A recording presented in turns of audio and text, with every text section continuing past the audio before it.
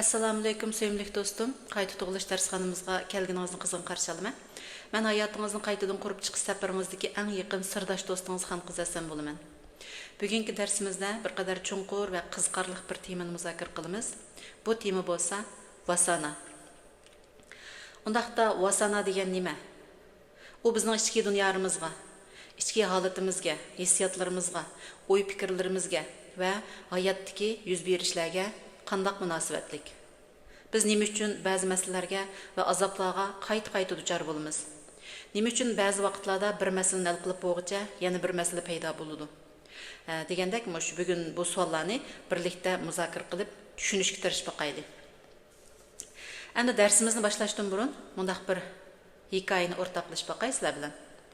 1700-yillarda Jean Augustin ismli bir fransiyalik dangliq bir rassom bo'lgan bo'lib, uning o'quvchilariga doim deydigan, shundaqla bek ko'p ishlatadigan nasihati bo'lsa, sabr qil, yana sabr qil degan so'zdan iborat ekanda, ham bu so'zni bek jiq ishlatadi ekan. Endi bu qarmoqqa oid oddiy bir gapdek anglanadi. Hammamiz turmushdan bu gapni bek jiq deymiz, lekin haqiqiy mahoratning aqsida ko'pincha vaqtda dal mushu savrchanlik va asosni puxta o'rganish bor.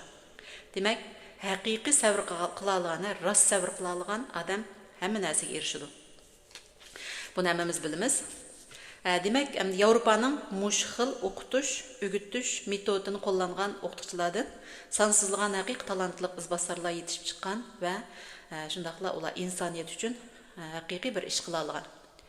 Ya'ni ular biror kasbni o'rganishga boshlagan dastlabki 1-chi yoki 2-chi yillarda asos jihatdan haqiqiy kasb kutishmay, balki shu kasbningki eng dastlabki asos bilimlarini qayta pishqilab o'rganishga buyurilgan. Masalan, hamda bu to'g'riliq haqiqiy bo'lgan bir ishni so'zlab bersam, mush uslubni qo'llangan bir dunyoga dangliq pianino ustozi bir o'quvchini tarbiyalagan. Bu o'quvchi ustozdan dastlabki kelgan vaqtida men bu pianinoni kasb qilib o'rganmayman, faqat o'zim bek yaxshi ko'radigan ikki muzikani o'rganib qo'ysam bo'ladi, menga shuni ham o'rganib qo'ygan bo'lsangiz deb so'raganda, bu ma'lum o'quvchining bu gapini anglab kulib turib, sen yoki hamma muzikani chala oladigan bo'lsan, yoki hech qaysini chala olmaydigan bo'lsa, o'rganolmaysan degan javobni bergan. Endi o'quvchi hayron qilib, "Nimishqa, men faqat o'zim yaxshi ko'radigan ikki muzikani ham o'rganmoqchi" deganda, ustoz uningga "Muzika o'rganish faqat bir ikki parcha muzikani ham asli saqlash emas. Sen oldi bilan muzikaning asosini tushunishing kerak" degan. Andan u bir misol keltirib, dunyodagi har qanday bir mavjudiyatning tuzguchi birliklarining ichidagi eng kichik birlik atom zarrachilaridan tarkib topganligini uning degan. Demak, atom degan narsa, atom zarrachasi shu butun dunyodagi mavjudotlarningki bir asosiy qurilishlarininki bir bo'likininki biri. Shuningga o'xshash muzikaning o'ziga xos asosiy qurilishlari bo'ladi, tarkiblari bo'ladi. Ya'ni notalar, ovozlar, ritm va asos qoidalarni o'rgansang, keyin nurg'un muzikani sen tushunib va o'rganib osonla chala olaysan deb tushundirgan. Shuning uchun bu muallim bu o'quvchisiga dastlabki 1 yildan ko'proq vaqtda pianino chalishga ko'p yo'l qo'ymay, asosan mashqni o'rgatgan. Bu jarayon bu o'quvchiga bakli zerikishlik tuyulgan va muzikani qachon o'rganma deb oldirab ketgan. Ham sal bezormi bo'lgan, lekin davomlashtirgan, lekin muallim davomli sabr qilishni buyurgan. Shunday qilib 1 yil, 2 yil, 3 yil, taxminan 4 yildan keyin bu o'quvchi har qanday muzika bo'lsa, uni notasiga qarab tushunib, bemalol chala oladigan bir iqtidorga ega bo'lgan. Hatto o'zi o'z oldiga muzika ijod qila olgan. Endi shu vaqtda bu o'quvchi muallimning dastlabdan nimishqa faqat asos bilimlarni o'rgatganligini tushungan. Ham shu muallimga intayin rahmat aytgan. Demak, bu hikoyani men sizlarga nima uchun so'zlab berdim deganda, bizningki mushu darsxonamizning maqsadi dal mushunga o'xshaydi. Biz bu yerda faqat hayotimizga bir yoki ikki masalaning javobini yoki hal qilish usulini izlamaymiz. Darsxonamizning haqiqiy maqsadi bo'lsa, har qanday bir masalani hal qila oladigan bir haqiqiy iqtidorni o'rgatish. Bir odam masalan hayotida bir masala chiqsa, bir psixologning oldiga berib, "Mushu masalamni qanday hal qilaman?" deb so'rashi mumkin. Ham shu masalasini tezroq hal qilishni arzu qilishi mumkin. Bu savol muhim. Biroq uningdimi cho'ng bir savol bor. Ya'ni men qanday qilib hayotimda yuz bergan har qanday bir masalani hal qila oladigan iqtidorga ega bo'laman? Bu ikkisining farqi bakli cho'ng. Agar biz faqat bir masalamizning javobini izlasak yoki hal qilmoqchi bo'lsak, keyin yana boshqa bir masala chiqqanda qaytadan javob va amal izlashga to'g'ri keladi.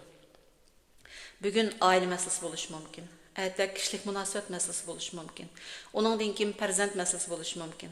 Andin iqtisod masalasi, andin xizmat masalasi, andin yana salomatlik masalasi ko'rilishi mumkin. Bular uzilmay davomlashi mumkin. Şuna hamda biz bir meseleni hal qilish bilan cheklanib qolmay, bu masalalarning orqasidagi asosiy qonuniyatlarni tushunishimiz kerak. Jiltizini tepishimiz kerak.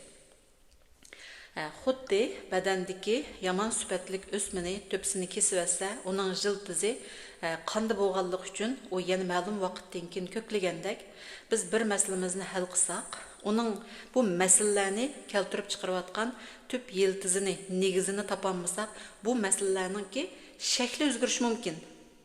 Yuz bergan ishlar o'zgarishi mumkin, biroq bizni his qildiradigan hissiyot o'xshash, azobli hissiyot o'xshash bo'laverdi-da, davomli takror hayotimizda davomlashaverdi. Shunlashqa biz mushu misollarni keltirish orqali mush darsxonamizda dastlabda shundaq bu psixologiyadagi asosiy bilimlarni bizning hayotimizda yuz berayotgan, yuz berishlarning oqsiga yoshirilgan yiltizini tepib, uni hal qiladigan usulni o'rganish orqali biz keyin hayotimizda har qanday masala kelsa, uningga bemalol yuzlanib, uni o'zimiz hal qila oladigan iqtidorga ega bo'lamiz demoqchi. Xuddi muzikada asos notalarni va qonuniyatlarni o'rgangandan keyin nurg'un muzikalarni tushunib chala olganga o'xshash, insonning ichki dunyosining asos qonuniyatlarini tushunib olsak, hayotimizdagi nurg'un masalalarga boshqacha qarashni o'rganamiz va ularni o'zimiz hal qila oladigan iqtidorni bemalol yetildira olamiz. Endi unda bo'lsa, bugungi asos tema qaytib kelaylik. Vasana. Vasana degan zot nima? Endi vasana degan bu so'z Hindistonning falsafasida ishlatiladigan bir uqum bo'lib, uning asli ma'nosi puroq deganni bildirdi. Puroq degan ma'noda. Lekin bugungi bu darsimizda bu uqum qandaqdir odamning badanidan chiqadigan har xil puroqlarni tushundirmaydi. Bu yerdagi puroq bir simvollik ma'noga ega.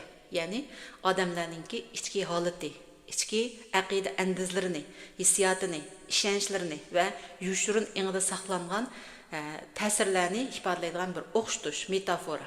Boshqacha aytganda, har bir odamning o'ziga xos bir xil ichki holati bo'ladi deganlik.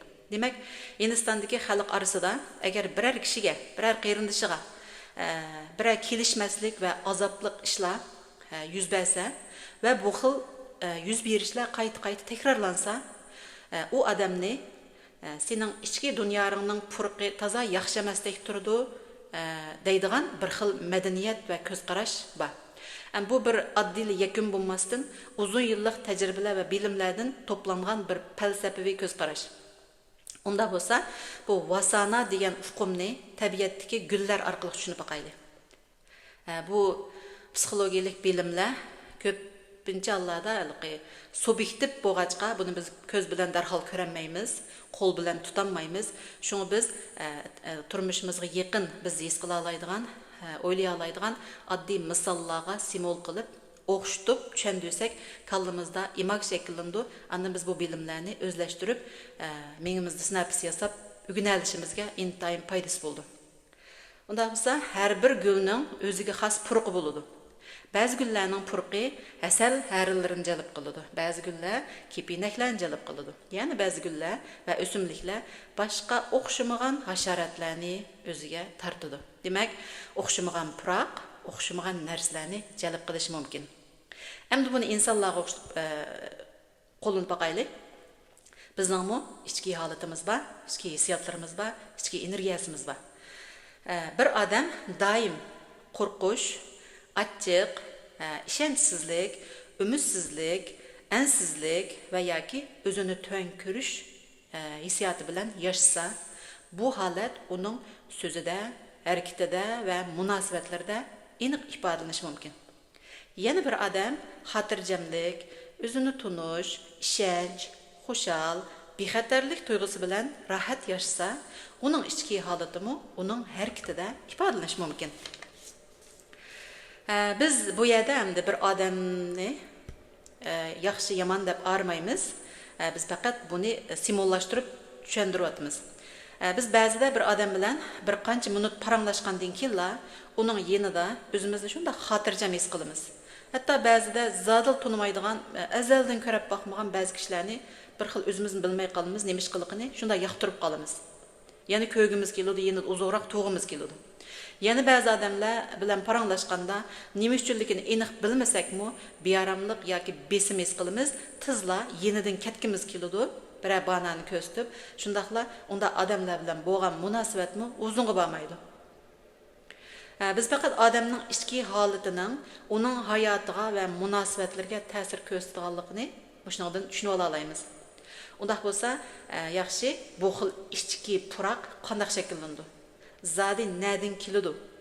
Odam tug'ilibla hamma narsani tang ilib kelmaydi. Yeni tug'ilgan buaq bolada shunchalik tatish kuchi bo'ladi-ku, umaq hamma odam amroq bo'ladi.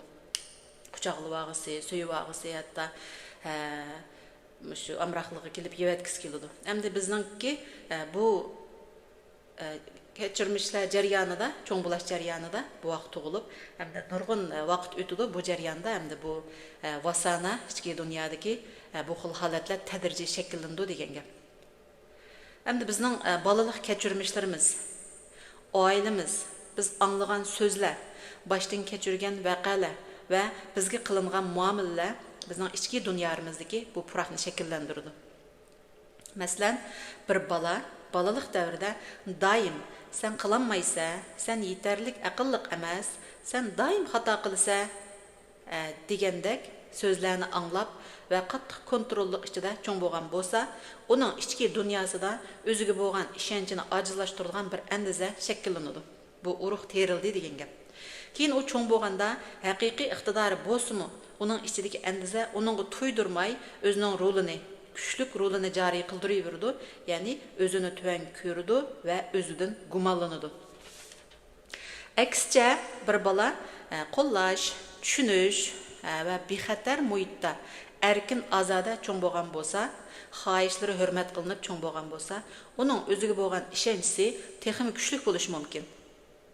Shunga vasanani bir xil ichki andiza, ichki odat yoki ichki yulinish deb tushunishga bo'ladi. U bizning men dunyoni qanday ko'raman, men o'zimni qanday ko'raman, men boshqalarga qanday inkos qaytiraman, nimishqa boshqalarning so'zlari va harakatlari menga shuncha oson ta'sir qiladi, men boshqalarning bir ig'iz so'zi uchun men nima uchun necha kun bearam bo'laman, men nimishqa davomli yolg'izlik his qilaman degan savollarning oqisidagi sababini va jarayonlarni tushunishimizga yordam berdi. Unda bo'lsa, nima uchun ba'zi kishilarning hayotida yuz bergan voqealar har xil, lekin o'xshash bir xil azobli hissiyotlar qayta takrorlandi. Yani ba'zi kishilar hayotida qayta o'xshash masalalarga duch keladi. Ba'zi odamlar doim o'zini qadrlamaydigan munosabatlarga kirib qoladi. Ba'zi odamlar doim ishonch masalasiga duch keladi. Yana ba'zi odamlar doim qo'rqish va tashvish, andishchida yashaydi. Bundaq vaqtda ongsiz holatda yashayotgan kishilar sirtqi voqealardan sababini izlaydi va og'rinadi. Shundaqla bu masalani hal qilolmaydi. Aksicha bag'ansir ig'irlashadi. Faqat ongsizlikni ongga ko'targan odamlarla o'zining ichki dunyosiga qarashni biladi. Masalan, mening ichimda qaysi xil andiza bor? Men o'zimga qanday baho beraman? Menda qaysi xil hissiyot doim takrorlanyotidi? Men qanday munosabatni normal deb qabul qilyapman degandek savollarni o'zidan so'raydi. Chunki o'zgarish, haqiqiy o'zgarish, hayotlikdagi haqiqiy o'zgarish hamon o'zimizni ko'rishdan boshlandi. Endi vasanani texmo oddiy tushunib boqaylik. Bir kuni bir bola sirtda o'ynab etib, sesiq lay purab ketgan lay ko'l suvga tushib ketdi. Bola ko'ldan chiqib uyga qarab mangdi. Lekin uning badanida lay, yunda va sesiq puroq bor. O yo'lda manganda uning chivillar yiqilishga va qo'nishga boshladi. Bir chivin keldi, bola uni qo'g'ladi, yana bir chivin keldi, uni qo'g'ladi. Bola to'xtamay chivinlarni qo'g'lab mangdi, lekin qancha qo'g'lisimi chivinlar yana kelaverdi. Oxiri bola uyga kelganda u chivinlarni bola bilan uyga birga keldi. Endi savol, bola nima qilish kerak? To'xtamay chivinlarni qo'g'lash kerakmi? Agar uning bu umrining oxirigacha chivinlarni qo'g'lab o'tishini tasavvur qilsak, bu mumkin emas. Uning vaqtimi, kuchimi yetishmasligi mumkin. Undaqda eng unumli chora nima? U oldi bilan yuvinish kerak. Badandagi layni, yundini va sesiq puroqni tozalash kerak. Shu vaqtda chivinlarmi tabiiy yiroqlashadi va yo'qolib ketadi.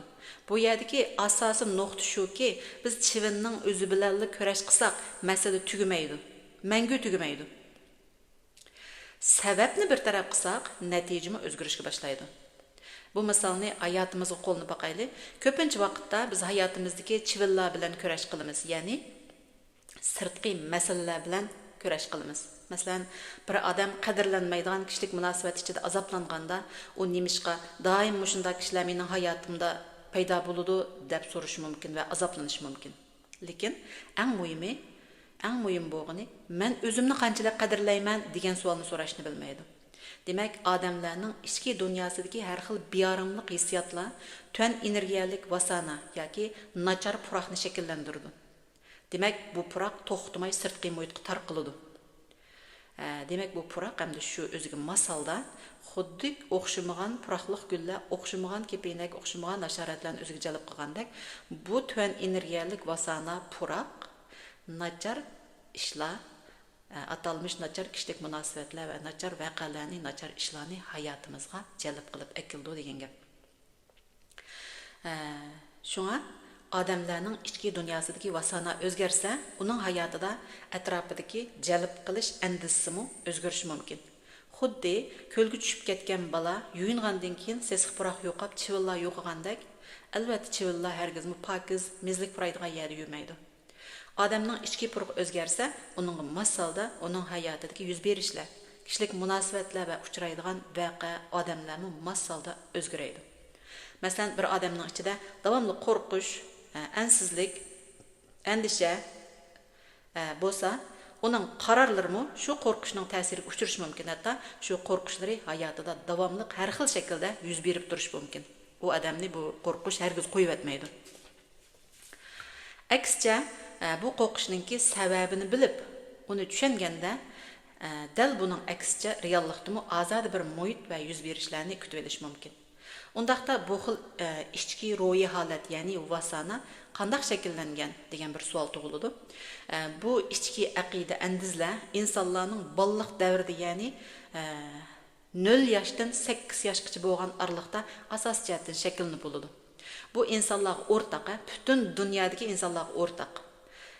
Keyin cho'ng bo'lish jarayonida faqat shakl o'zgardi, lekin davomli yo'g'inaydi xolos.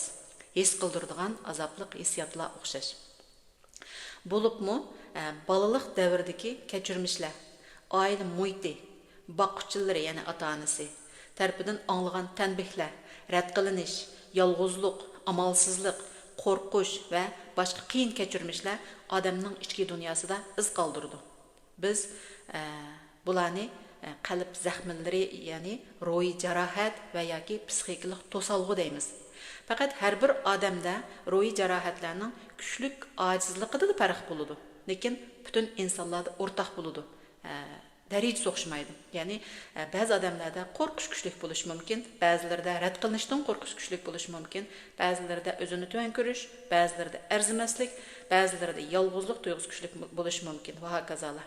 Demak, bu ichki ruhiy zaxmlar, holatlar odamning vasanasiga, ya'ni ichki holatiga, energiyasiga g'oyat zo'r darajada ta'sir ko'rsatadi. Shuning uchun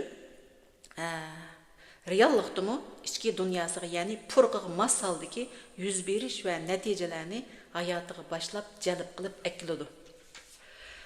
Shuning uchun biz qanday qilamiz? Hayotimizni o'zgartirishni zadan nadan boshlaymiz deganda, birinchi qadam ongsiz holatimizni ongliqlikka ko'taramiz. Ikkinchi qadam sirtqi masalaga emas, ichimizga qaraymiz. Uchinchi qadam masalani emas, masalani paydo qilayotgan manbani o'xshaydigan iqtidorga ega bo'lamiz. To'rtinchi qadam 4-chi qadamda puroq o'zgaraydi, chivillar ketadi, go'zal kepinaklar hayotimizda paydo bo'ladi. 5-chi qadamda hayotimizda yana masalalar ko'rilib qolishi mumkin, biroq biz hargiz buningdan ansirmaymiz, chunki bizda uni hal qiladigan iqtidor allaburun shakllanib bo'ldi. Demek biz hayatlık safarimizde her bir çivinni qo'g'lab mangu tugatolmaymiz. Ammo angliq holda o'zimizni cho'nqur tushunish, ichki andizlarimizni o'zgartirish orqali chivinlarni jalb qilayotgan vasanani o'zgartimiz. Shuning bilan ongsiz yashayotgan odamlar to'pidan o'zimizni ayirib chiqib, o'z hayotimizning kuzatuvchisiga va hayotdan iborat uzun safardagi qatnash qurolining rolini qo'limizga olgan angliq shofirga aylanamiz. Bugungi darsimiz bu yerda tamam. Davomı qiziqsangiz diqqatingiz keyingi sonda bo'lsin. Shundaqla texnik ko'p qarindoshlarimizning foydalanib qolish uchun bu mazmunni yaqinlaringizga ham birlashni unutib qolmang. Keyingi sonda ko'rishaylik.